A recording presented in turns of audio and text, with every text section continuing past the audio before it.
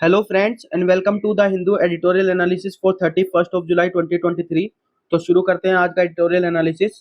First article is titled on merits following the supreme court bail order Bhima Koregaon case needs a relook.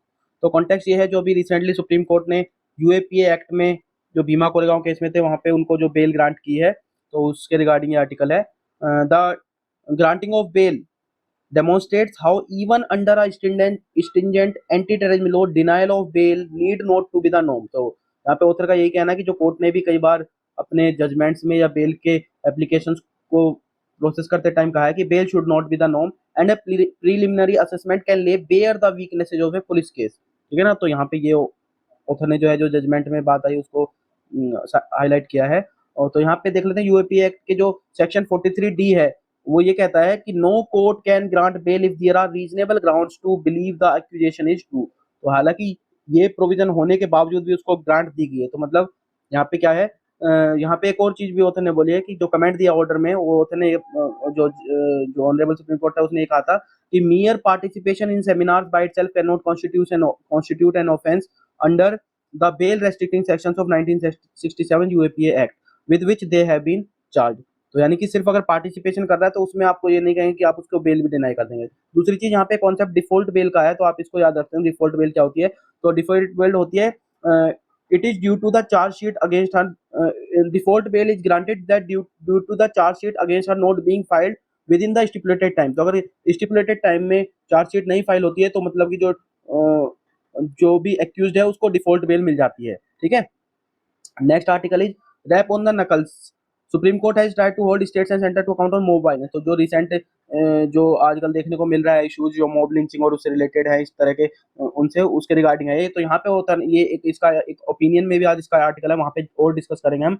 यहाँ पे हम जो author है उसने एक रेफर किया है कि 2018 में एक जजमेंट था Tehseen S Poonawalla versus Union of India के जजमेंट को जो है यहाँ पे कोट किया है। और उसमें जो ऑनरेबल सुप्रीम कोर्ट था उसका कहना था कि it was the sacrosanct duty of the state to protect the lives of its citizens and that the authorities have the principal obligation to prevent vigilantism of any kind। तो supreme court ने दोनों चीजें बोलती कि ये duty किसकी है, union की है, कि जो सिटीजन है उनकी लाइफ्स को सेफ गार्ड किया जा सके, और जो अथॉरिटीज है उनका ये प्रिंसिपल ऑब्लिगेशन भी है कि इस तरह की जो विजिलेंटिज्म की और जो मॉब लिंचिंग वाली एक्टिविटीज हैं वो ना हो। ठीक है। आगे ऑथर ने ये भी कहा है कि the court is right in issuing orders to agencies of the state in holding them to account for the non implementation of the guidelines in 2018 judgment. तो 2018 के जजमेंट में जो ये गाइडलाइंस दी गई थी उनको अभी तक इम्प्लीमेंट नहीं किया। तो कोर्ट ने जो है जो स्टेट अथॉरिटीज है उनको ये बोला है कि आपने जो है मतलब इनको इम्प्लीमेंट क्यों नहीं किया है। However it requires no less than consulted civil society action to tackle the menace of mob violence. तो सिर्फ इससे काम नहीं चलेगा, क्योंकि कहीं ना कहीं आपको सिविल सोसाइटी को भी ये एफर्ट्स करने पड़ेंगे, और by sensitising people towards fraternal relations with other community. और जो कम्युनिटीज है उनको एक दूसरे के बीच रिलेशंस को और मजबूत करना पड़ेगा, और जो ट्रस्ट बिल्डिंग है उसको कहीं ना कहीं प्रमोट करना पड़ेगा। And avoiding type casting them as the other. ठीक है ना। और उनको अदर नहीं मानना चाहिए, मतलब दूसरी कम्युनिटी को आप अदर के रूप में ना देख के उनको ये मानो कि एक कम्युनिटी जो है एक उसका ही पार्ट है। ठीक है ना। तो म्यूचुअल ट्रस्ट की बात यहाँ पे की है। Preventing atrocities of the kind that mob violence wreaks on ordinary citizens cannot be left to just judicial fight। तो ऑथर ने ये कहा कि सिर्फ जुडिशियल डिसीजंस पे ही या जुडिशरी के ही सिर्फ ये नहीं है कि हर केस में जुडिशरी को ही फैसला देना पड़ेगा। ठीक है ना। जो इस मॉब लिंचिंग और इस तरह की एक्टिविटीज है, ठीक है ना, या मॉब वायलेंस होती है, वो ऐसी जरूरत ना पड़े, ऐसी पॉलिसी या ऐसा लेजिस्लेचर लाइए और कम्युनिटी पार्टिसिपेशन होना चाहिए, सिविक सोसाइटी जो है उसको रोल प्ले करना चाहिए, ताकि एक दूसरे के बीच हार्मनी, कम्युनिटीज के बीच हार्मनी जो है वो बने और म्यूचुअल ट्रस्ट बिल्डअप हो। ठीक है। तो बढ़ते हैं अपने लीड आर्टिकल की तरफ। आज का लीड आर्टिकल है the relevance of humanities as resistance. ठीक है ना। कॉन्टेक्स्ट यहाँ पे ये है, the study of humanities and the liberal arts is underpinned by the question of value with the life enriching beliefs and ideas articulated by artist and philosopher. तो जो कहीं ना कहीं जो ह्यूमैनिटीज और लिबरल आर्ट्स की जो स्टडी है वो कहीं ना कहीं अंडरपिन्ड हुई है, ऑथर का ये कहना है। और ऑथर ने यहाँ पे दो चार अच्छी अच्छी लाइनें भी इसमें आई है कि the art Indeed enriches thought and action. तो ये आप मेन आंसर राइटिंग में कोट कर सकते हैं कि आर्ट की अगर वैल्यू पे आर्ट से रिलेटेड कि आर्ट का क्या रोल होता है उसमें आप कर सकते हैं कि art Indeed enriches thought and actions. ठीक है। फर्दर ऑथर ने ये भी कहा है कि the efficacy of coercion of free thought therefore becomes negligible when the state makes the appalling slip up of turning our university into retrogressive organs of the state. तो जो यूनिवर्सिटीज अगर आप उसमें फ्रीडम ऑफ थॉट नहीं देंगे, उनको एक तरह से ज्यादा बाउंडेशंस या वो बना के रखेंगे, तो वहां पे जो है एक तरह से it acts like a retrogressive step, ठीक है ना। The need arises to seek alternatives and return to philosophy realising we have made blunders in accepting the force of neoliberalism and deteriorating democratic conditions. तो कहीं ना कहीं हमने philosophy को ignore किया है और हमें फिर से फिलॉसफी की तरफ और आर्ट और जो ह्यूमैनिटीज की स्टडी उनकी तरफ फिर से हमें जाना चाहिए। और ये जो अभी, क्योंकि जो अगर हम रिसेंट ट्रेंड देखें न्यू लिबरलिज्म का, उसमें क्या हुआ है, डेमोक्रेटिक जो वैल्यूज है, डेमोक्रेटिक जो कंडीशन है, वो कहीं ना कहीं डिटेरियोरेट देखते हुए मिलती है हमें, ठीक है ना। लिबरल आर्ट पे फोकस के लिए ऑथर ने कहा है कि a serious thought then has to be given to the liberal arts in our universities which seem to have been pushed into background of the state programmes and funding. तो यही बात है, क्योंकि स्टेट की जो फंडिंग होती है वो कहीं ना कहीं उस जो उनके प्रोग्राम्स होते हैं उनसे रिलेटेड होते हैं, कि अगर आप उनके पॉलिसीज को या उनको उसको या उनके जो भी एक तरह से पर्सपेक्टिव्स हैं उनको आप दर्शाएंगे तो फंडिंग वो अच्छी करते हैं यूनिवर्सिटीज को। लेकिन अगर वहीं कोई लिबरल आर्ट्स वाली फॉर्म है, उनको प्रमोट करने के लिए कोई फंडिंग भी नहीं होती है, ठीक है ना।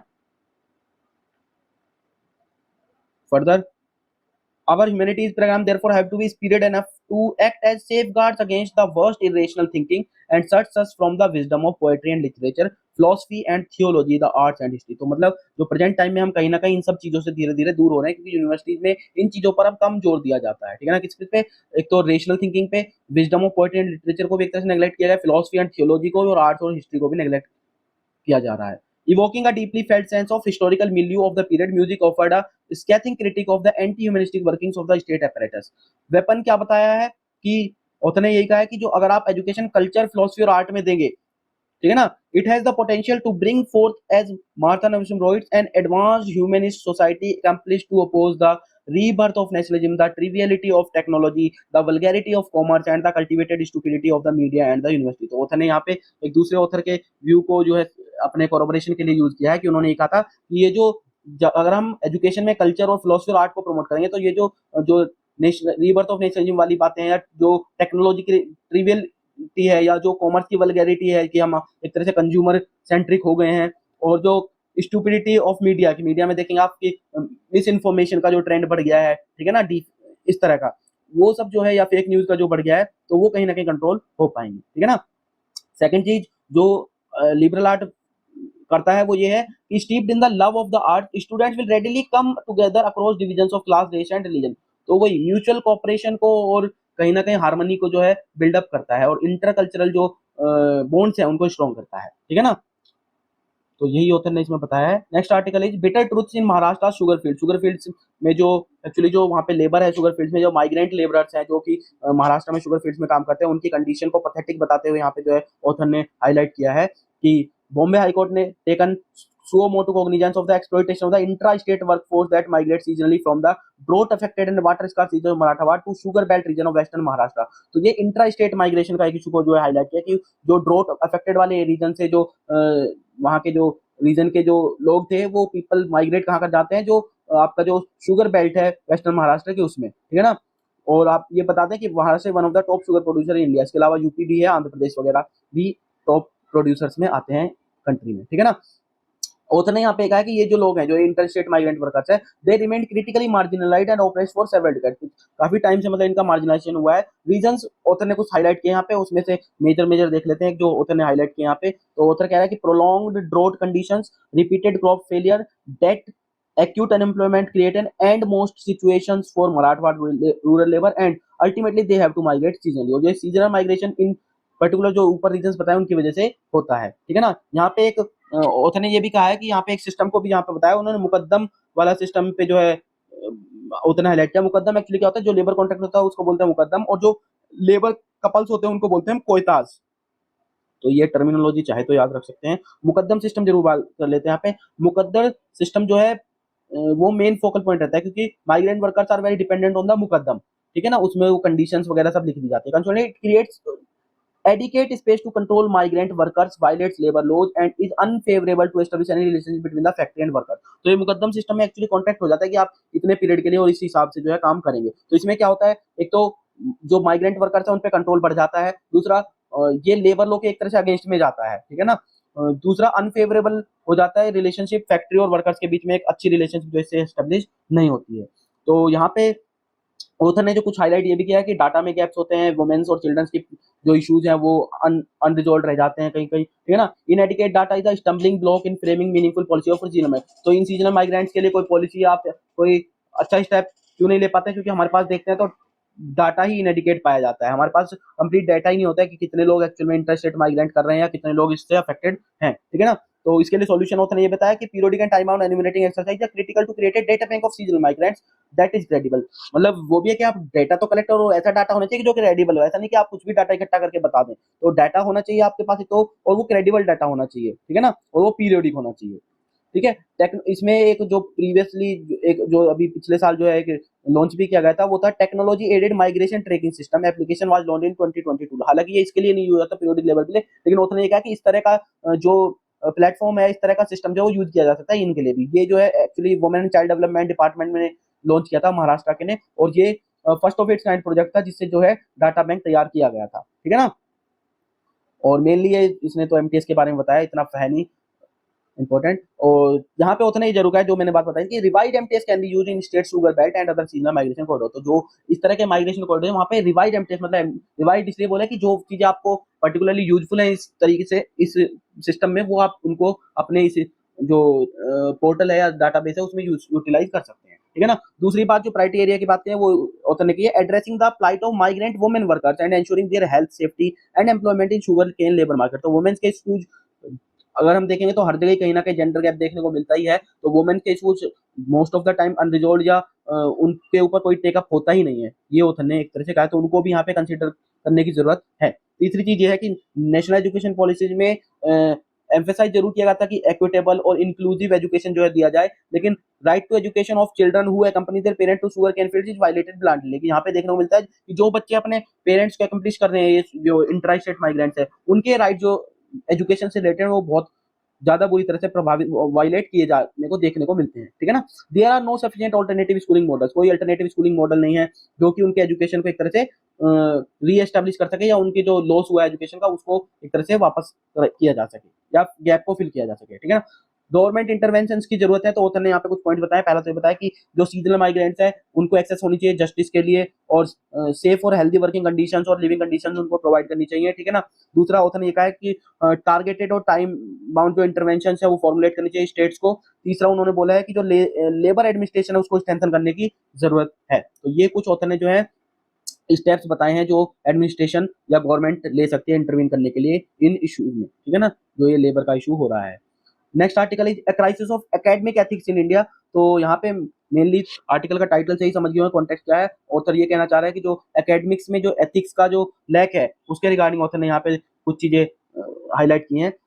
When research is not ethically grounded there is no value in its outcome. आपने कोई रिसर्च की और उसका उसका ग्राउंड ही एथिकल नहीं है, तो जाहिर सी बात है उसका चाहे कुछ भी रिजल्ट रहा हो उसकी कोई वैल्यू इतनी रह नहीं जाती है। तो मतलब अगर आप कोई रिसर्च करें तो उसमें एथिकल ग्राउंड जरूर होना चाहिए, एथिकल व्यू पॉइंट को जरूर रखना चाहिए।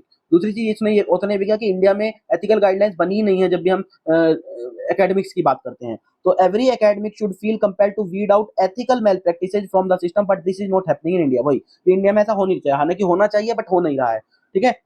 एब्सेंस है एथिकल कोड की। Websites of almost all academic institution reveal the absence of an ethical code and a robust investigation procedure to deal with misconduct allegation. तो अगर किसी के ऊपर मिसकंडक्ट की एलिगेशन होती है तो ऐसा कोई एथिकल कोड है ही नहीं जिसके थ्रू जो है उस चीज को देखा जा सके क्या एथिकली रॉन्ग था या एथिकली राइट था, जो भी मेल प्रैक्टिसेज एकेडमिक्स में की जा रही हैं, ठीक है। उसके बाद दो बिगेस्ट प्रॉब्लम जो ऑथर ने बताई हैं एक तरह से एथिक्स से रिलेटेड या एथिकल इश्यूज को कंसीडर करते हुए, वो ये है कि एक तो सबसे बड़ा इशू है डाटा मैनिपुलेशन, कि डाटा का मैनिपुलेट हो रहा है। दूसरा प्लेगरिज्म की बात हुई है। प्लेगरिज्म का आपको मीनिंग बता दें, प्लेगरिज्म मतलब होता है वैसे तो अगर बिल्कुल एग्जैक्ट देखें तो साहित्यिक चोरी होती है, मतलब आप किसी और की रिसर्च को अपना बता रहे हैं, आपने कहीं से भी उठाया कॉपी पेस्ट किया और आपने बता दिया कि ये रिसर्च हमने की, तो वो प्लेगरिज्म है। तो इन दोनों पे कहीं ना कहीं कंट्रोल नहीं है, ठीक है ना। दूसरा another class of issue comes from the authoritarian behaviour of those in power. जिनके पास पावर है उनका बिहेवियर ऑथोरिटेरियन रहता है, ठीक है ना। Bullying the by guides is also documented issue in India. तीसरा इशू ये है कि जो गाइड्स होते हैं वो बुली करते हैं कि आप लेट क्यों आ गए। रिसेंट स्टूडेंट एक इशू भी था कि एक स्टूडेंट लेट आया तो उसके ऊपर उन्होंने जो है बहुत हैवी फाइन लगा दिया गया, ठीक है ना। नेक्स्ट ऑथर ने ये बताया कि when faced with alleged misconduct in their community, academics tend to ask who are we to judge instead of encouraging impartial investigation। कि impartial investigation नहीं हो पा रहा है तो उसको कहीं ना कहीं impartial investigation की जरूरत है। पुअर इमेज, क्योंकि अगर ये सारे इश्यूज हैं और आपने कोई एथिकल कोड नहीं बना रखा है तो जाहिर सी बात है इमेज तो इंटरनेशनल लेवल पे आपकी अच्छी नहीं जाएंगी, क्योंकि आप ये भी कह रहे हैं एक तरफ तो कि हमें जो इंस्टीट्यूशंस है वो इंटरनेशनल स्टैंडर्ड के बनाने हैं ताकि जो बाहर के लोग हैं वो यहाँ पे आ सके, लेकिन आपके पास कोई आपने एथिक्स के मामले में कोई कोड ऐसे नहीं बनाए जो स्टैंडर्ड स्टैंडर्ड इंटरनेशनल स्टैंडर्ड्स को मैचिंग कर सके, ठीक है ना। तो ultimately it comes down to the quality of leadership in developed countries. An academic leader is seen as one among equals who has taken on an administrative responsibility, but India में क्या हो रहा है, the position is seen primarily as a source of power and control. सिर्फ power और control के रूप में इस पोजीशन को देखा जा रहा है, ना कि एडमिनिस्ट्रेटिव रिस्पांसिबिलिटी के रूप में जो हाई पोस्ट है या पावरफुल पोस्ट है उनको देखा जाता है। तो लीडरशिप का रोल एक्चुअली ऑथर ने बताया कि कहीं ना कहीं लैक कर रहा है। जरूरत क्या है रिड्रेस करने की, एथिक्स प्रॉब्लम के लिए क्या किया जा सकता है, तो ऑथर ने बताया कि India needs a different type of behaviour from its academic leaders. दूसरा ऑथर ने भी कहा है institutions must take ethics seriously and not tolerate deliberate misconduct. वही जो मिसकंडक्ट डेलिबरेट हो रहा है कि जानबूझ के किया जा रहा है उसको टॉलरेट नहीं करना चाहिए, उसको जरूर एड्रेस करना चाहिए। तीसरा ये है कि कम्युनिकेशन को आप बढ़िया करें, clear communication, training in the expected ethical standards. Ethical standards में ट्रेनिंग की जरूरत है, उन पे क्लियर कम्युनिकेशन की जरूरत है। When leaders tolerate academic fraud but become hypersensitive to perceived slights to power, it is a sign that ethical and academic foundations have gone astray। मतलब अगर आप जानबूझ के भी आपको पता है कि एकेडमिक फ्रॉड हुआ है लेकिन जो पावर्स में हैं वो उस पर ध्यान ही नहीं दे रहे हैं, तो मतलब कहीं ना कहीं जो एथिकल और एकेडमिक फाउंडेशन हैं वो बहुत अच्छे से नहीं है, ये ऑथर एक्चुअली कंक्लूडिंग कर रहा है। ठीक है, आगे बढ़ते हैं। Hurdles to overcome before becoming digital India. Digital India की तो बात कर रहे हैं हम, लेकिन कुछ हर्डल्स हैं, ऑथर ने यहाँ पे कुछ ग्राफ्स को कंपेयर करके बताया है। सबसे पहले तो ऑथर ने बताया कि यूपीआई इंट्रोड्यूस कब हुआ था, वो होता 2016 में, तो वन लाइनर के रूप में आप याद रख सकते हैं कि यूपीआई स्टार्ट हुआ था 2016 में, ठीक है ना। और अब सब हमको याद होगा कि नवंबर 2016 में डिमोनेटाइजेशन हुआ, उसके बाद कोविड-19 लॉकडाउन टाइम में इन दोनों ही मतलब इवेंट्स ने जो है पुश दिया था किसको, डिजिटल पेमेंट्स को, ठीक है ना।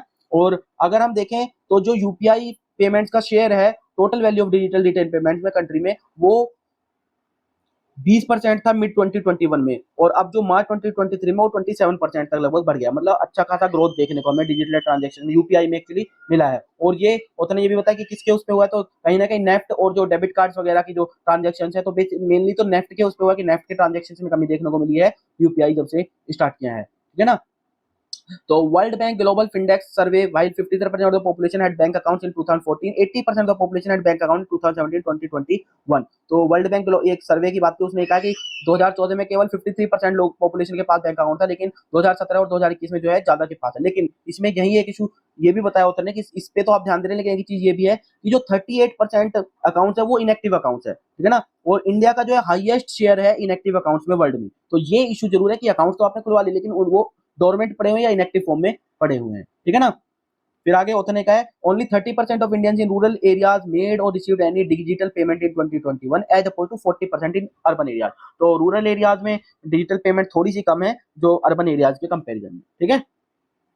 आगे देखते हैं टेक्स्ट एंड कॉन्टेक्स्ट में। States lax responsive to lynching, अभी हमने एडिटोरियल में डिस्कस किया था। आज ये जो ओपिनियन टेक्स्ट कॉन्टेक्स्ट में जो हमारा एक्सप्लेनर वाला पोर्शन है उसमें भी ये आज इशू जो है डिस्कस किया। वही सुप्रीम कोर्ट ने जो उसमें ठीक है ना, पिटीशन जो हुई है national federation of India women seeking an explanation for their failure in past 5 years to act against lynching and mob violence, तो इसमें जो है सुप्रीम कोर्ट ने स्टेट्स को और जो MHA ministry of home affairs को उनको स्टेटमेंट फाइल करने के लिए कहा है। यहाँ पे ऑथर ने वही जो केस हम ऊपर डिस्कस कर चुके हैं तहसीन पूना वाला जजमेंट, उसका यहाँ पे फिर से जिक्र किया है कि it is the sacrosanct duty of the state to protect the lives of its citizens, और प्रिंसिपल ऑब्लिगेशन है स्टेट्स का कि इस तरह के विजिलेंटिज्म जो है वो ना हो, ठीक है। उसके अलावा ऑथर ने ये भी कहा है कि the judgment warned that vigilantes usher in anarchy, chaos, disorder and eventually there is an emergence of a violent society। तो जो ये विजिलेंटेज या मॉब लिंचिंग वाले इशूज हैं इनसे क्या होता है, कैओस होता है सोसाइटी में, डिसऑर्डर होता है और वायलेंट होती है सोसाइटी, ठीक है। तो vigilante can not by any stretch of imagination be given room to take shape. तो विजिलेंटिज्म को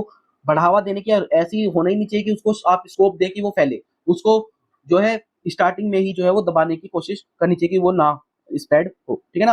what were the seven remedial measure direction given by supreme court issued, तो ये इंपॉर्टेंट है। सुप्रीम कोर्ट ने कुछ रेमेडियल मेजर्स जो है वो डायरेक्शन दिए हैं कि आप किस तरीके से इनको वो कर सकते हैं, ये आप कोट कर सकते हैं आंसर राइटिंग में। तो पहला तो उसने ये बताया कि सुप्रीम कोर्ट ने अपने डिसीजन में बोला था कि appointment of a designated nodal officer, आप एक डेजिग्नेटेड नोडल ऑफिसर अपॉइंट कीजिए, और immediate lodging of FIR in if an incident of lynching और mob violence comes to the notice of the local police, और उसके बाद जो एसएचओ है उसको नोडल ऑफिसर को इन्फॉर्म भी करना है कि एफआईआर जो है वो रजिस्टर हुई है, ठीक है ना।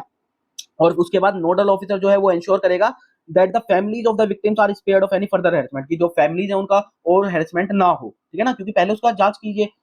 Investigation of the crime should be personally monitored by the nodal officer, nodal officer की ये जिम्मेदारी होगी कि वो पर्सनली मॉनिटर करे इन्वेस्टिगेशन को। And investigation chargesheet are filed within stipulated period of law, ऐसा नहीं है कि आप उसको पेंडिंग रखे जाए, कि स्टिपुलेटेड टाइम पीरियड में जो है आपको वो चार्जशीट जो है वो फाइल भी करनी है, ठीक है ना। और scheme to compensate victims of such prejudice motivated violence, अगर कोई प्रेजुडिस मोटिवेटेड वायलेंस है तो उसको आपसे कंपनसेट करना है विक्टिम्स को। और अगर फेलियर होता है इन सब ऊपर के जो भी डायरेक्शंस दी हैं, अगर फेलियर होता है तो उसको ये करना है कि आप उनको पनिश भी करेंगे, ठीक है ना। तो चाहे पुलिस के द्वारा हो फेलियर या डिस्ट्रिक्ट एडमिनिस्ट्रेशन के द्वारा हो, तो it will be considered as an act of deliberate negligence, और उसके लिए मिसकंडक्ट माना जाएगा। और आप जो है एप्रोप्रिएट एक्शन या डिसिप्लिनरी प्रोसीडिंग या डिपार्टमेंटल एक्शन जो है वो सर्विस रूल्स के अकॉर्डिंग आप उस पर इनिशिएट करेंगे, जो भी ऑफिशियल उसके लिए रेस्पॉन्सिबल होगा, ठीक है ना। और जो ये आपको डिपार्टमेंटल एक्शन करना है उसके लिए टाइमलाइन भी दी थी कि विद इन 6 मंथ आपको ये जो है प्रेफरेबली कंक्लूड कर लेना है। और state should take disciplinary action against their officer if they did not prevent the incident on incident mob lynching despite having prior knowledge of it, अगर किसी ऑफिसर को पहले से ही नॉलेज है कि ये इंसिडेंट होने वाला है और उसके बावजूद भी वो जो है एक्शन नहीं लेता है, तो उस पर डिसिप्लिनरी एक्शन लेना पड़ेगा स्टेट्स को। और where the incident has already occurred such officer did not promptly apprehend and institute the culprit, और अगर एक्शन हो चुका है, देखिए किसी के अभी लिंचिंग नहीं हुई है और अथॉरिटीज को ये पता था कि भाई ऑफिसर्स को पता था कि ये होने वाला है और आपने कोई प्रिवेंटिव मेजर या नहीं लिया है, तो यानी कि आप रेस्पॉन्सिबल हैं, ठीक है, तो आप उस पर डिसिप्लिनरी एक्शन लेंगे। और अगर हो चुका है और उसके बावजूद जो ऑफिशियल्स है उनका लेगाडाइजिकल एटीट्यूड है या वो उसको प्रॉम्प्टली अप्रीहेंड नहीं कर रहे हैं, क्रिमिनल प्रोसीडिंग नहीं इनिशिएट कर रहे हैं जो भी कल्प्रिट्स हैं उनके अगेंस्ट, तो भी आप उन पे डिसिप्लिनरी प्रोसीडिंग ऐसे ऑफिसर के अगेंस्ट चला सकते हैं, ठीक है। तो this is it for this article. एक और थी आज की news, Sam Altman biometric project. तो सैम एल्टमैन जो है ये सीईओ है हमारे ओपन एआई के, और इन्होंने एक वर्ल्ड कॉइन नाम का प्रोजेक्ट जो स्टार्ट किया था, जो कि जो चैट जीपीटी के चलते जो है वो थोड़ा सा दब गया था, तो फिर से इसकी बात इन्होंने की है। तो वर्ल्ड कॉइन क्या है? Worldcoin is an initiative to create a digital network in which everyone can claim some kind of stake and join the digital economy. तो हर कोई जो है डिजिटल इकोनॉमी को ज्वाइन कर सकता है और अपना स्टेक जो है वो रख सकता है। तो एक तरह से बड़े लार्ज स्केल पे वर्ल्ड लेवल पे जो है एक डिजिटल डेटा तैयार करने की जो है यहाँ पे बात की जा रही है। यहाँ पे क्या होगा, बेसिकली आईरिस स्कैन किया जाएगा और वो डाटा जो है वो कलेक्ट किया जाएगा और उनको जो है एक आईडी दी जाएगी, यूनिक आईडी दी जाएगी, और जिसको आप एक्सेस भी कर सकेंगे ऐप के थ्रू। और यहाँ पे ऑथर ने उनको थोड़ा सा एक वर्ल्ड कॉइन की भी बात की है। Those who have their iris scan can collect a world ID and could be used to claim the WLD crypto for transactions के लिए वो डब्ल्यूएलडी जो है वो उनको प्रोवाइड की जाएगी। इतना इंपॉर्टेंट नहीं है, थोड़ी सी डेफिनेशन वर्ल्ड कॉइन वगैरह के याद रख सकते हैं, न्यूज में क्यों थे।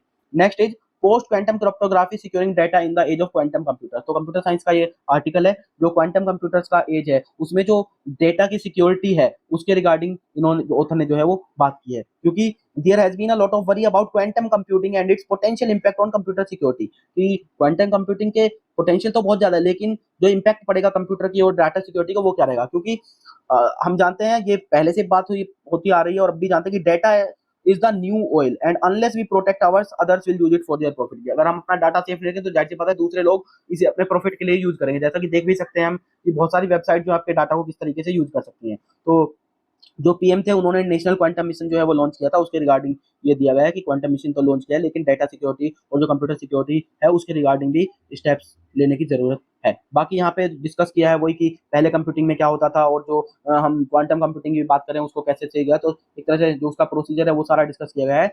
इन some sense we are using physical reality appropriately moulded and engineered to simulate a logical settlement. तो कहीं ना कहीं हम फिजिकल रियलिटी को यूज कर रहे हैं लॉजिकल सेटलमेंट के लिए। Perhaps if we built our circuits और gates using lasers we could build new kinds of gates in addition to the basic ones may be prism naturally computer square root और something. तो कहीं ना कहीं scope को wider कर सकते हैं अगर हम अभी तो सर्किट के थ्रू जो है या इलेक्ट्रिक सर्किट्स के थ्रू जो है हम डिजिटल सिग्नल या जो भी डाटा कह सकते हैं हम कंप्यूटर्स बना रहे हैं, कंप्यूटिंग करते हैं, तो हम किसी और उसके थ्रू भी अगर यूज करेंगे तो मतलब स्कोप को वाइड कर पाएंगे। ये ऑथर ने ऐसा बताया है। Of course this comes with its own problem, लेकिन वही बात है कि इसके स्कोप तो बहुत ज्यादा है और पोटेंशियल बहुत ज्यादा है, लेकिन उसकी अपनी कुछ प्रॉब्लम्स भी हैं। तो current attempts are incredibly error prone. एक तो ये है कि जो भी अटेम्प्ट आप करें वो ऐसा तो है नहीं कि उसमें एरर नहीं होगा, तो एरर तो होने के चांसेस हमेशा रहेंगे। दूसरे काफी सारे अभी मिसिंग पीसेज भी हैं जिन पे आपको ध्यान देने की जरूरत है, तो वो मिसिंग गैप्स भी सिक्योरिटी से जो डाटा सिक्योरिटी उसके रिगार्डिंग है, जो भी आप एडवांस कंप्यूटिंग की तरफ बढ़ रहे हैं, मतलब क्वांटम कंप्यूटिंग, तो उसमें जो इश्यूज हैं या मिसिंग गैप्स हैं उनको कहीं ना कहीं फिल करने की जरूरत है। Given the advantage of this will give the first mover, it is important that we quickly and carefully transition to technology secure against quantum attack. तो क्वांटम अटैक्स के थ्रू हम टेक्नोलॉजी में आगे तो बढ़ेंगे, लेकिन हमें यह है कि हमें केयरफुली ट्रांजिट करना है, ठीक है ना, और सिक्योर जो टेक्नोलॉजी है उसको सिक्योर, ज्यादा से ज्यादा सिक्योर बनाने पे ध्यान देना है। So this is it. बढ़ते हैं सेकंड पार्ट की तरफ। सेकंड पार्ट में कल हमने जो क्वेश्चन डिस्कस किया था उसको देख लेते हैं एक बार। Consider the following statement with respect to 15th finance commission. 15th finance commission के रिगार्डिंग 4 स्टेटमेंट दिए थे। FFC was appointed in November 2017 under the chairmanship of NK Singh, तो ये बिल्कुल करेक्ट स्टेटमेंट है हमारा। The recommendations of FFC will cover a period of 5 years from year 2021-22 to 2025-26, ये भी बिल्कुल करेक्ट स्टेटमेंट है। जो पीरियड ऑफ कवरेज था रिकमेंडेशन का वो 2021-22 से 2025-26 तक के पीरियड के लिए था। Third is FFC has recommended maintaining the vertical devolution at 42% of the divisible pool. अब जो डिविजिबल पूल होता है सेंट्रल टैक्सेज का, वो जो है उसमें डिवोल्यूशन किया जाता है वर्टिकल स्टेट्स के बीच में, स्टेट और सेंटर के बीच में। तो उसका जो डिवोल्यूशन था वो 42% बताया गया है, लेकिन ये स्टेटमेंट गलत है। एक्चुअली 42% था 13th finance commission 14th finance commission में, और फिर 14th फाइनेंस कमीशन में जब जम्मू कश्मीर को यूटी बनाया गया तो ये 42% से घटा के कर दिया 41%, और 1% जो था वो JNK के लिए जो है वो अलॉट कर दिया गया था। तो और 15th फाइनेंस कमीशन में भी ये 41% पे ही जो है वो फिक्स किया गया था, ठीक है ना। Next statement, for horizontal devolution FFC has suggested 45% weightage to income, 15% each to population and area, 12.5% to demographic performance and 10% to forest and ecology and 2.5% tax and fiscal effort। तो ये बिल्कुल सही स्टेटमेंट है। और आपको याद होगा कि जब 16th फाइनेंस कमीशन की हमने बात की थी, जो अभी की 16th फाइनेंस कमीशन जो अपॉइंट होना है अभी, तो उसके रिगार्डिंग ऑथर ने ये भी सजेस्ट किया था कि जो है जो एक वेटेज है उसके लिए जो क्राइटेरिया है वो कम से कम रखने चाहिए, और मेनली 3 क्राइटेरिया पे ही आपको जो है वो करना चाहिए, और बाकी जो है वो आप ग्रांट्स के थ्रू जो है उनको स्टेट को अलॉटमेंट करना चाहिए। तो इसमें हमारा आंसर सी हो जाएगा, 1, 2 एंड 4 आर करेक्ट ओनली, ठीक है। आगे बढ़ते हैं वोकेबुलरी की तरफ। तो फर्स्ट वर्ड इज एस्थेटिक्स। तो एस्थेटिक्स होता है जो कि ब्यूटी या आर्ट से रिलेटेड होता है, तो सुंदरता या कला से संबंधित चीज को हम एस्थेटिक्स बोलते हैं। एनिमोसिटी, एनिमोसिटी का मतलब होता है द्वेष, ईर्ष्या या दुश्मनी एक तरह से बोलते हैं। तो strong feeling of anger, not liking somebody, किसी को लाइक ना करने को हम बोलते हैं एनिमोसिटी। कंप्लासेंट का मतलब होता है सेल्फ सेटिस्फाइड, जो संतुष्ट हो, ठीक है ना, या बहुत हाई लेवल की संतुष्टि होती है तो उसको हम कंप्लासेंट बोल देते हैं। डिबंकिंग, डिबंकिंग का मतलब होता है एक्सपोज द फाल्सनेस और होलोनेस ऑफ एन आइडिया और बिलीफ, किसी चीज का एक तरह से पर्दाफाश कर देने को बोलते हैं डिबंकिंग। एनमर्ड, एनमर्ड मतलब वही किसी की तरफ मोहित हो जाना, ठीक है ना, लाइकिंग और एडमायरेशन होना किसी चीज के लिए, तो मोहित हो जाना। इन्फ्रैक्शन, इन्फ्रैक्शन का मतलब होता है उल्लंघन, एक तरह का वायलेशन, इन्फ्रिंजमेंट मतलब अतिक्रमण बोल सकते हैं या उल्लंघन बोल सकते हैं, ठीक है। नेक्स्ट देखते हैं लेक्सिकन। लेक्सिकन एक तरह से शब्दकोश को लेक्सिकन बोला जाता है, आप समझ सकते हैं किसी चीज की डिक्शनरी को हम बोल सकते हैं लेक्सिकन, ठीक है ना, a general dictionary of a language. Nonchalance, nonchalance का मतलब होता है कूल इंडिफरेंस और लैक ऑफ कंसर्न, कैजुअलनेस मतलब कोई बहुत उदासीन सा एटीट्यूड जिसका होता है उसको हम बोलते हैं कि जो ज्यादा इंटरेस्ट नहीं ले सकता है उसको बोलते हैं हम नॉन चैलेंज, उदासीनता बोल सकते हैं बेसिकली। ओस्टेंसिवली, ओस्टेंसिवली मतलब एज अपीयर्स और स्टेटेड टू बी ट्रू, कोई चीज जैसे प्रतीत होती है अपेरेंटली, तो मतलब प्रकट रूप से जो कुछ दिखाई दे रहा है उसको एक तरह से बोल देते हैं हम ओस्टेंशियली, मतलब हो सकता है वो नेसेसरीली ट्रू ना हो लेकिन जो प्रतीत हो रहा है वो भी ट्रू ही प्रतीत हो रहा है। परपोर्टेड का मतलब रेपुटेड या अलीज्ड, ठीक है ना, मतलब कथित, उसकी ट्रूथफुलनेस का भी कोई कंफर्मेशन नहीं है, मतलब कोई चीज कंफर्म नहीं है लेकिन ये रेपुटेड या एलिज्ड किया गया है तो उसको बोलते हैं परपोर्टेड। ट्रिबुलेशन, ग्रेट ट्रबल और सफरिंग, एक तरह से बोल सकते हैं कलेश, ठीक है ना, क्लेश को बोलते हैं हम ट्रिबुलेशन। विल्ट, विल्ट का मतलब टू बिकम वीकर, टायर्ड और लेस कॉन्फिडेंट, तो किसी चीज का सूख जाना या फिर किसी चीज का मुरझा जाने को बोलते हैं हम विल्ट, ठीक है ना, मुरझाना। आगे बढ़ते हैं, इडियम फ्रेज देख लेते हैं। तो फर्स्ट आया था आज निपिन द बड। निपिन द बड का मतलब होता है किसी चीज को इनिशियल स्टेज पे ही एक तरह से एंड कर देना। To put an end idea movement को in its initial stages. Rap on the knuckles, एक क्रिटिसिज्म और punishment that is given in a gentle way for something that one did wrong, किसी ने कोई चीज गलत की हुई है तो उसको क्रिटिसाइज या पनिशमेंट देना, लेकिन इतने हाई लेवल पे नहीं करना, उसको थोड़ा माइल्ड पनिशमेंट देना या क्रिटिसाइज करने को बोलते हैं rap on the knuckles. Word of the day में आज का वर्ड आया था एनर्वेट। एनर्वेट का मतलब देखो आप, एनर वैसे एनर्जी से रिलेटेड है लेकिन वेट की वजह से इसको अपोजिट मीनिंग हो जाता है। तो एनर्वेट का मतलब होता है वीकन मेंटली और मोरली, किसी चीज को मेंटली या मोरली एक तरह से वीक कर देना। तो सिनोनिम्स अनर्व हो जाएगा, अनसेटल हो जाएगा, एग्जॉस्ट मतलब वही एग्जॉशन कर देना, अंडरमाइन करना किसी को। वहीं एंटोनिम्स के हो जाएंगे एनर्जाइज कर देना, स्टिमुलेट कर देना, इनविगोरेट फिर से एक तरह से दोबारा जीवन डाल देने को इनविगोरेट बोल देते हैं। राउज, वही किसी चीज को एक तरह से भड़का देना, राउज बेसिकली फायर के सेंस में यूज होता है कि आग को एक तरह से जब हम थोड़ी सी भड़का देते हैं और ज्यादा मतलब उसको अराउज कर देते हैं, ठीक है। तो ये वर्ड ऑफ द डे था। आज का क्वेश्चन देख ले, practice question. Consider the following statements with respect to unlawful activities prevention act, UAPA act के रिगार्डिंग 4 स्टेटमेंट आपको दिया, आपको करेक्ट स्टेटमेंट बताना है। First is the act was passed in 1976 and aimed at effective prevention of unlawful activities associations in India. Second is the the 2004 amendment added terrorist act to the list of offences to ban organizations for terrorist activities. Third is unlawful activities prevention amendment bill 2019 has provided for designated individuals as terrorists on certain grounds provided in the act.